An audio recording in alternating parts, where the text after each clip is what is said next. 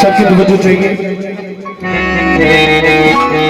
दुनिया का आज का जो दौर है उस दौर पे मैं शेर कह रहा हूँ सब दोस्तों को डेडिकेट।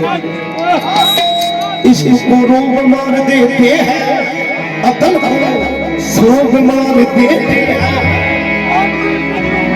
आदमी खुद ब खुद नहीं मरता, दूसरे लोग मार देते हैं। दूसरे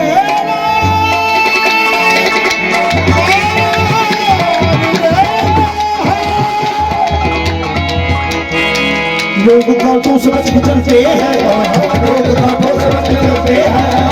हमने फूलों से चमकाए हैं, हमने फूलों से चमकाए हैं।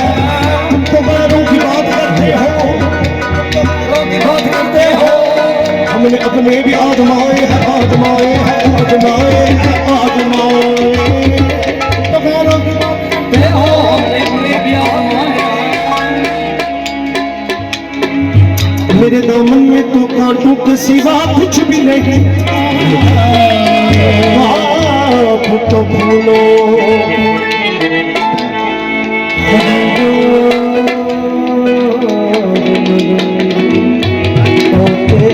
होते हैं।